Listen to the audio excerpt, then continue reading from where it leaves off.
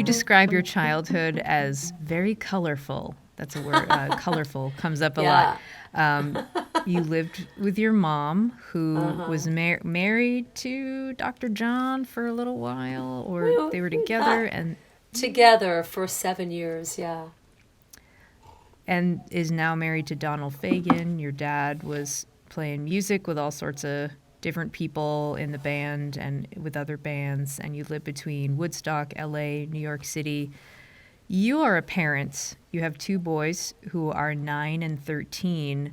Yeah. So what has your childhood taught you about parenting and being a musician at the same time? Thankfully, it taught me a lot. Yes,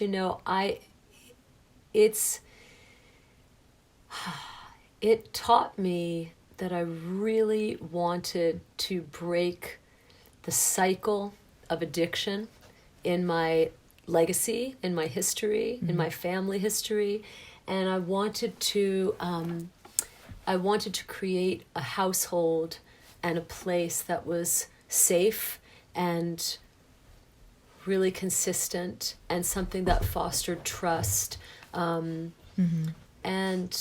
I'm so grateful that I've had the opportunity and that I continue to have the opportunity to do that, which is because of a lot of great teachers and a lot of great people, and because all the people that were so crazy that I grew up with, watching them change their lives. I got to watch a lot of people, unfortunately, fall victim to so much darkness and addiction, but I've seen people, I've lost people to it, but I've also seen people survive it and change, and that was a lot. And also, dark humor gets you through a lot of stuff. I learned at a young age that a handful of dark jokes that can make things a lot easier. And I found people, we all have stories, and a lot of my friends have come through stuff. We all have stuff we've come through. And so finding some laughter about it and learning how to create a place for yourself in your life that's your own solid ground, and then trying to be a light to others and get better at that. So I try every day to do that with my kids. Yeah. And I fail every day, but at least I'm walking in the right direction. A really great, I'll just end to say, because in case any moms or dads or parents are listening,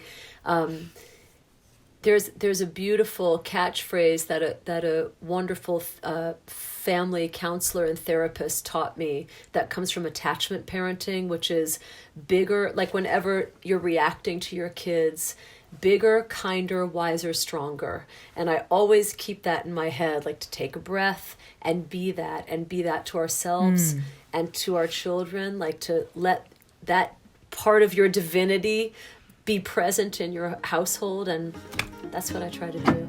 I love it. There is a song on the record that you and Mary wrote called Cotton and the Cane, which you said is a homage to the village of brilliant and talented people who are also wrestling with the grips of addiction.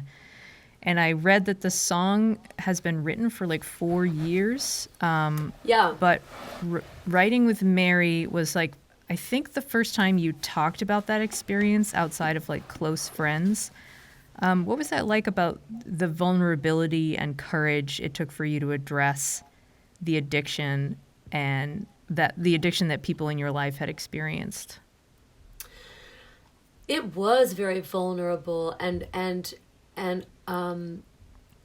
I had never really spoken about it because,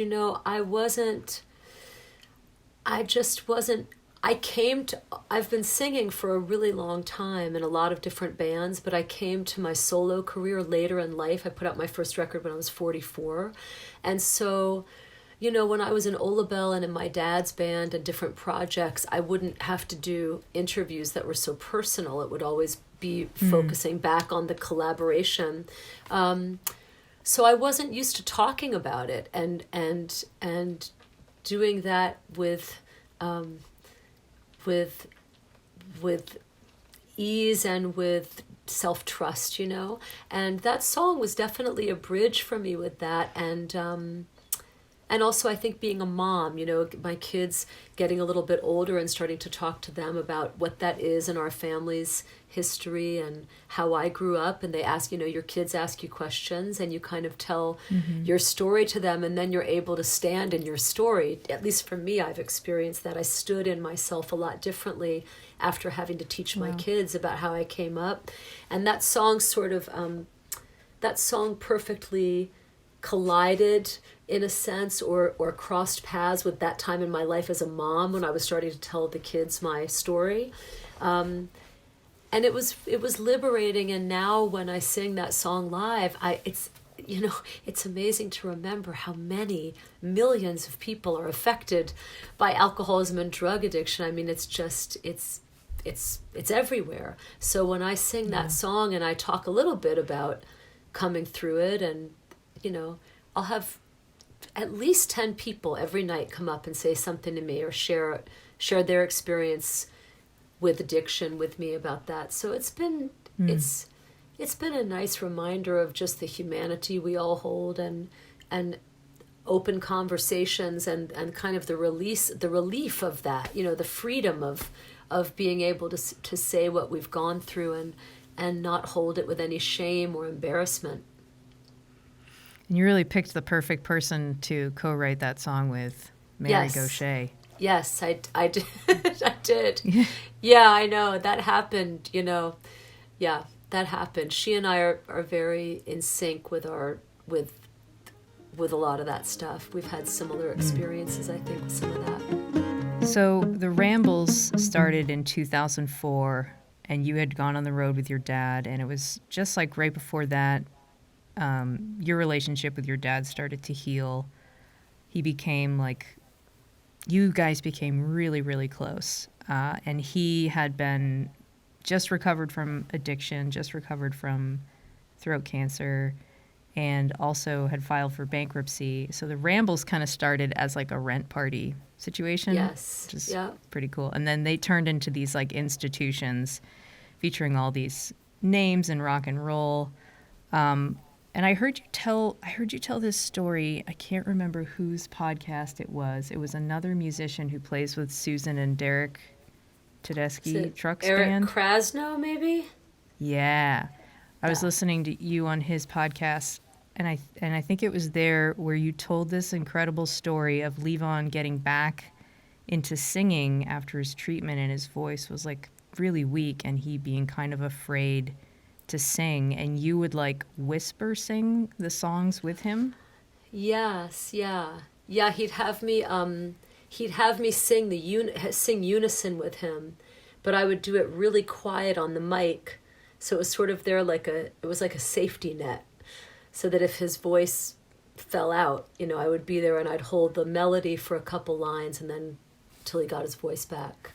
Yeah, and there's always like a time in someone's life, if they're lucky enough to have their parents for long enough, where like the roles kind of start reversing.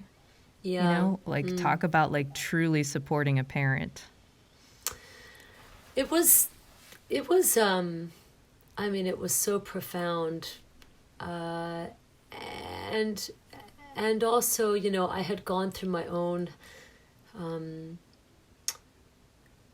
my own changes and growth, and my own what's the word I'm looking for? My own evolution, or at least my first stage of evolution, with the stories we were just talking about back when I was in my 20s with him, trying to find my own voice as a singer, and then to be able to use, to then have it flip and kind of hand him what I had found, and us, it was a very special time, and